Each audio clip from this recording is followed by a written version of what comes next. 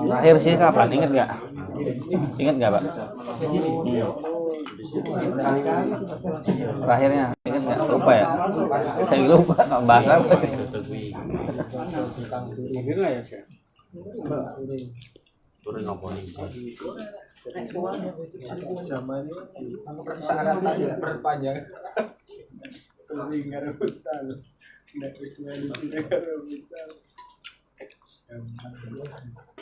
Bahaya.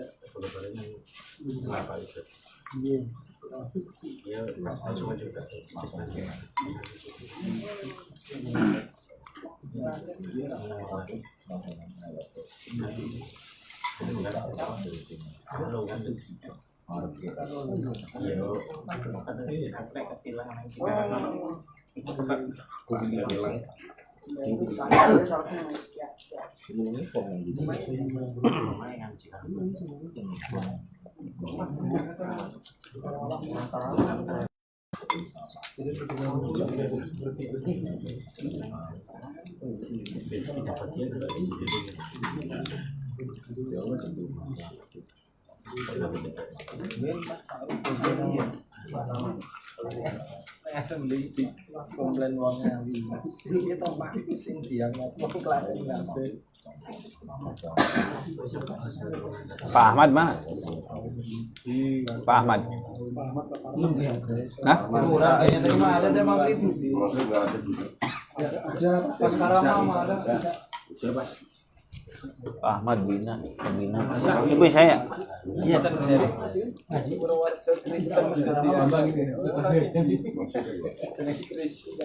Main bola ya, Pak Ngalimun tadi baca ya.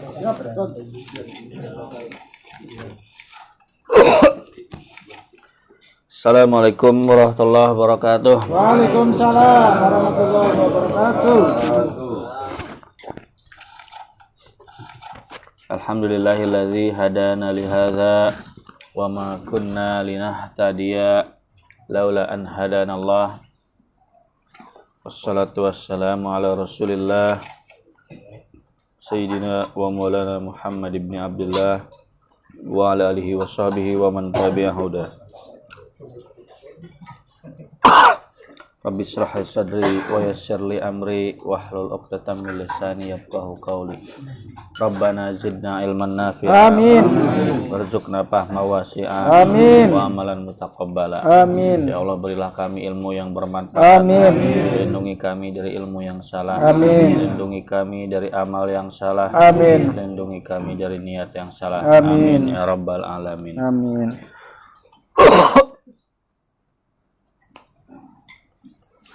Bapak-bapak yang dirahmati Allah Subhanahu wa taala. Tema pengajian malam hari ini yaitu fikih sholat di kendaraan. Sebelum kita langsung membahas kepada teknik sholat di kendaraan, ada beberapa pendahuluan harus kita bahas. Lihat daftar isi halaman 3.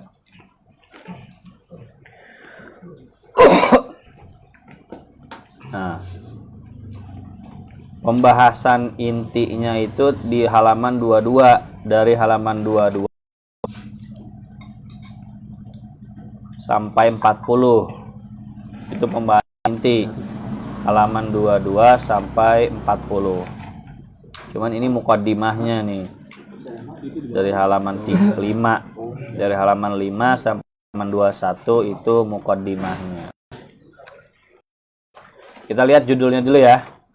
Pendahuluan. Pertama, bangsa Arab itu terbiasa melakukan perjalanan.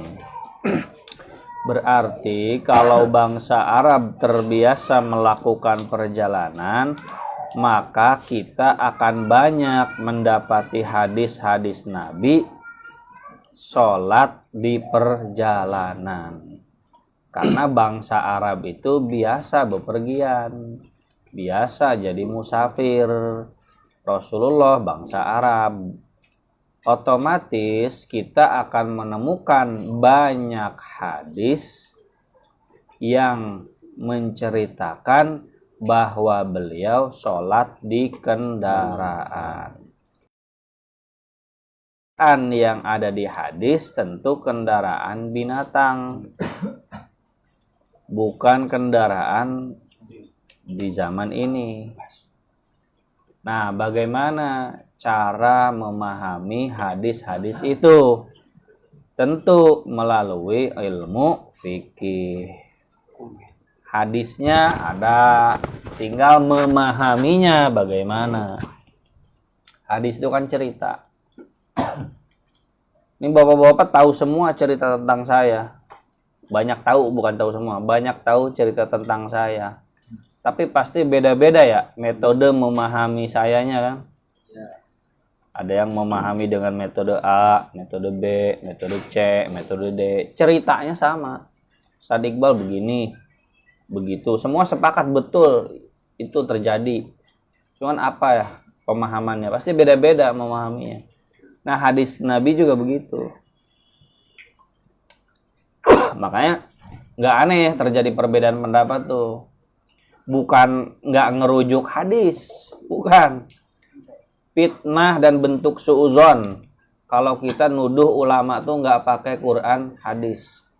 Satu fitnah, dua suuzon. Pasti yang namanya ulama, kita husnuzon. Beliau tuh orang soleh, ilmunya banyak. Nah, pasti pakai hadis, pasti pakai Quran. Kok beda sih hasilnya? Yang ini bilang A, yang ini bilang ya beda memahaminya.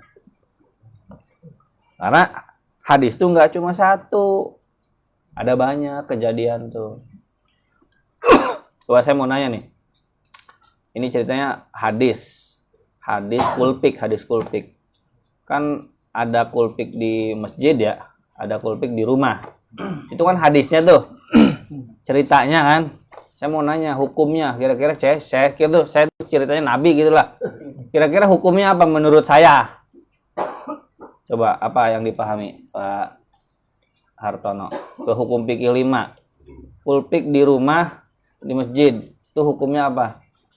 Di rumah hukumnya apa? Mubah. Mubah. Dalilnya? Bebas bisa dilakukan. Nah, bebas katanya. Kan hadisnya ada ya. Ini maksudnya ke Nabi ya, maksudnya cuma contoh paling dekatnya. Bebas katanya. Buktinya nggak dilarang gitu ya. Berarti mubah ya kesimpulannya. Tapi itu omongan Pak Hartono apa omongan saya? Omongan Pak Ustadz menurut omongan saya. Nah gitu. Omongan saya menurut pemahaman. Begitu ya. Bukan memastikan ini pasti omongan Ustaz Iqbal kan gitu. Ini pasti qala Allah qala Rasul.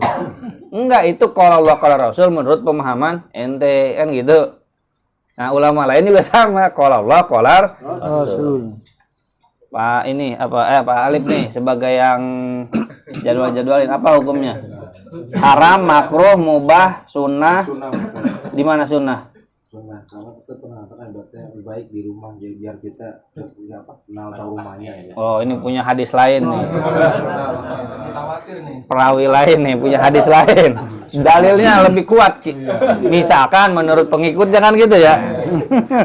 Sunnahnya di rumah. Nah, misalkan Pak Sabri pokoknya ke Pak Hartono, kata Pak Sabri, wah itu mah nggak pakai Quran Sunnah, nggak pakai hadis, itu mah ngarang sendiri kan tuduhan itu kan. Jangan taklid sama Pak Alif, taklidnya sama ini aja kan sama aja begitu sebenarnya. Jangan taklid sama mazhab Syafi'i, taklidnya sama ustadz saya aja kan gitu soal. Nah itu contoh ya. Nah saya sendiri nggak pernah ngomong kan, nggak pernah menegaskan secara gamblang gitu kan. Nah, sama. Kalau Nabi hidup, semua selesai perbedaan pendapat, Pak. Gitu. Nah, balik lagi ke sini.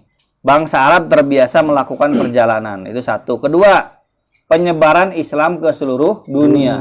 Nah, berarti kan para mujahid dakwah, para ulama itu kan menyebar kemana-mana. Itu pakai apa? Kendaraan kan? Mereka waktu di perjalanan sholat nggak? Sholat. Nah, sholat kan. Nah, kita ingin tahu sholatnya gimana. Gitu. Gitu. Ya, sholatnya pasti kembali kepada pemahaman fikih masing-masing. Tentu fikihnya ulama. Terus jamaah haji. Jamaah haji juga bepergian kan? Zaman dulu. Mungkin nggak jamaah haji itu perek sholatnya. Selagi di perjalanan perek dulu sholatnya. Enggak kan? Masa perek dulu? Enggak. Nah, maksud pendahuluan di sini, orang Arab tuh banyak bepergian dan tetap sholat gitu. Nabi juga tetap sholat. Islam menyebar ke seluruh dunia disebarkan oleh ulama dan mereka dalam bepergiannya itu tetap sholat. Jamaah haji, kita ngebayangin perjalanan jamaah haji zaman dulu susah kan? Mereka tetap sholat.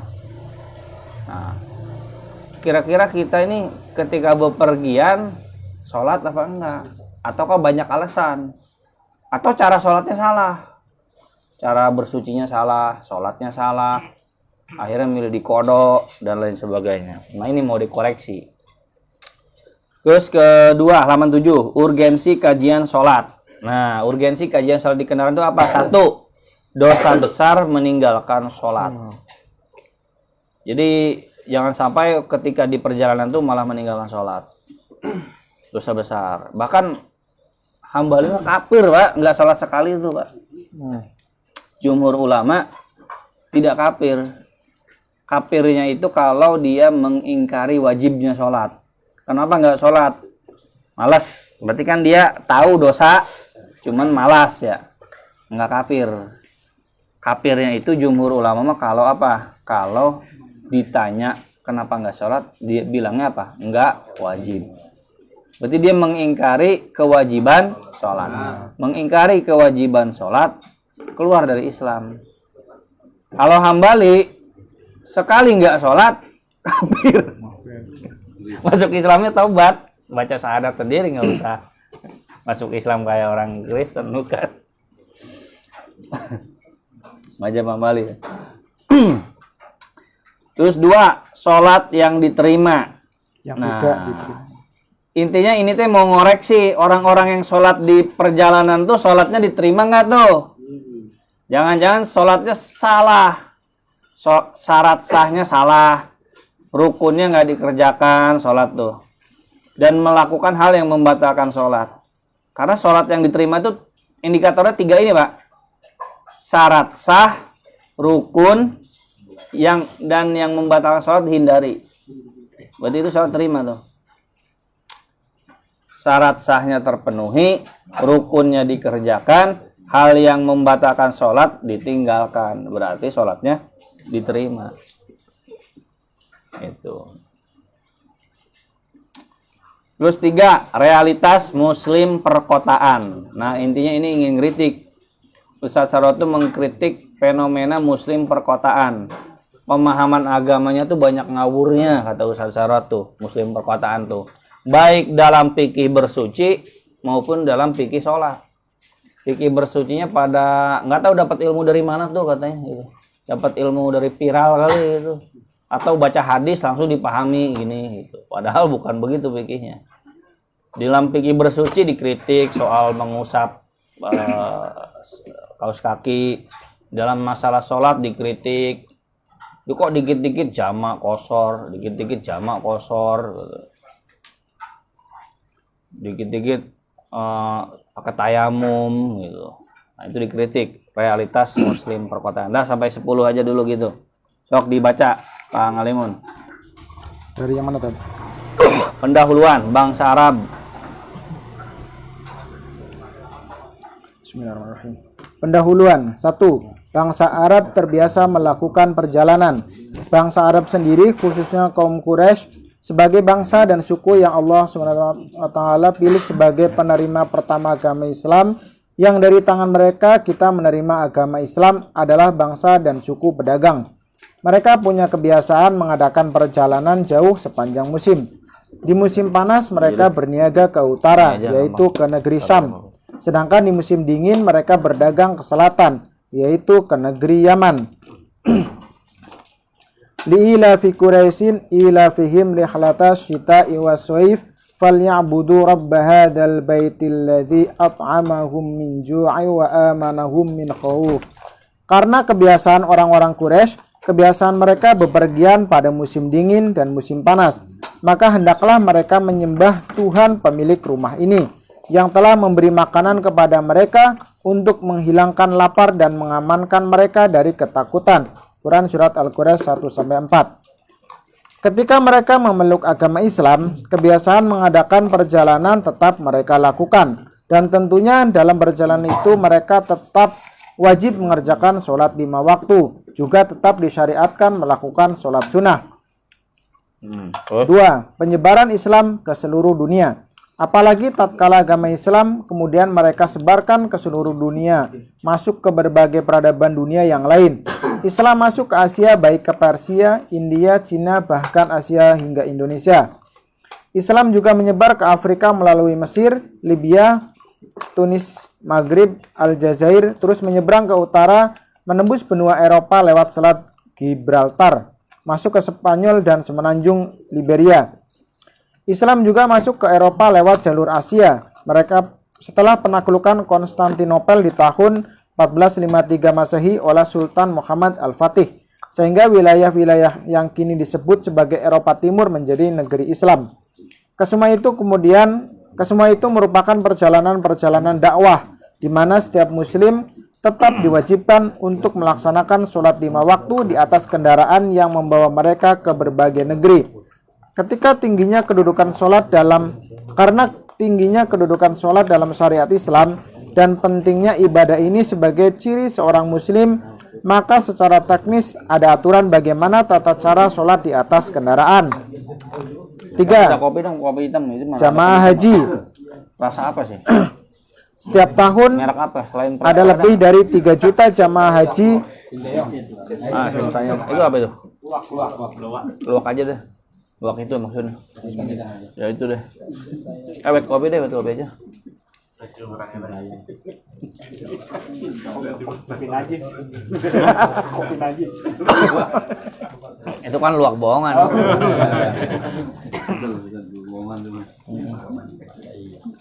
Bukan luwak beneran. Setiap tahun ada lebih dari 3 juta jamaah haji yang menunaikan salah satu rukun Islam. Tentu selama perjalanan di atas kendaraan, baik dengan pesawat terbang, kapal laut, bus, kereta, dan sebagainya, mereka tetap diwajibkan untuk mengerjakan sholat. Tentu amat memprihatinkan bila para jamaah haji yang ingin menunaikan rukun Islam yang kelima itu justru tidak mengerti aturan-aturan sholat di atas kendaraan. Kalau sampai hal itu terjadi, maka hal itu mirip dengan kata pepatah, mencari jarum kapak hilang. Rukun Islam yang kelima yaitu haji dikerjakan sambil meninggalkan rukun yang utama yaitu sholat 5 waktu. Maksudnya gini kan, pergi haji itu kan penting, kewajiban kelima. Aneh kalau dia pergi haji tapi di perjalanan nggak sholat atau sholatnya salah, nggak ngerti aturan sholat. Kayak nyari apa? Nyari jarum, yang hilang apa? Kapak. Jarum dicari, yang kapaknya malah hilang. Lebih rugi ya. Terus, maka semua orang yang ingin mengadakan perjalanan haji wajib hukumnya belajar ilmu tentang sholat, khususnya hukum-hukum sholat di atas kendaraan dan sholat dalam perjalanan. Biasanya sholat dilakukan di atas tanah, baik di dalam masjid atau di dalam rumah. Kali ini kita akan membahas tentang bagaimana teknis sholat di atas kendaraan, mengingat seringkali seseorang tidak selalu berada di rumah pada waktu-waktu sholat, justru sedang berada dalam perjalanan, bahkan lebih spesifik lagi sedang berada di atas kendaraannya. nah intinya gini, para sahabat orang Arab banyak dagang, banyak bepergian. Mereka sholat nggak di perjalanan? Sholat. Para wali songo nyebarin Islam, para sahabat nyebarin Islam ke berbagai negara. Mereka di perjalanan kan kesini tuh bukan ngilang kan ya, lewat perjalanan kan. Sholat nggak mereka di perjalanan? Sholat. Nggak mungkin nyebarin Islam agak sholat gitu, entar aja pas nyampe deh. Itu mah kita tanggung nih. Kodo aja udah. Nah maksudnya ke situ, saudara tuh mau ngarahnya. leluhur kita tuh, intinya begitu, leluhur kita tuh ya, nenek moyang kita tuh, para ulama kita, para panutan kita, nabi, rasul itu dakwah, mereka dagang, perjalanan kemana-mana, sholat tetap. Itu orang pergi haji zaman dulu juga sholat. Nah, banyak orang zaman sekarang gara-gara macet banyak yang enggak sholat. Macet nih, tor aja di jama. Nah, emang jama bisa boleh karena macet? Sebenarnya bisa turun tadi kan? Ya kan? Bisa turun. Emang bisa pakai alasan jama? Itu mah bukan karena nggak bisa sholat, tanggung gitu ya. Tanggung kan? Pengen buru-buru nyampe. Padahal berhenti tuh minggir sebentar tuh bisa. Itu. Bahkan sholat di jalan tol di pinggiran tuh bisa gitu. Nah, kita tuh muslim perkotaan kata Ustaz Sarwat gitu. Ya beliau kan puluhan tahun di Betawi ya, di Jakarta. Pasti banyak lah orang kota tuh yang fikihnya tuh aneh-aneh gitu, Pak. Dan Ustaz Sarwat tuh suka jadi korban nanya gitu. Ustaz, ini hukumnya gimana? Hukumnya nanya gimana katanya. Kata Ustaz Sarwat, saya suka kesel katanya, ditanya fikih aneh-aneh katanya. Lu yang dapat sampah, gua yang ditanyain katanya. Misalnya mereka yang dapat sampah, ilmu dari mana? Gua yang ditanya ini gimana katanya. Makanya ngaji yang bener katanya. Entah nyopot ilmu dari mana katanya itu pemahamannya. Saya yang ditanya. Ustaz katanya begini, katanya begitu. Udah gak usah kata-katanya, ngaji yang bener katanya gitu. Terus lanjut. A. Urgensi kajian sholat di atas kendaraan. Nah, Ada beberapa alasan mendasar kenapa kita perlu mengkaji dengan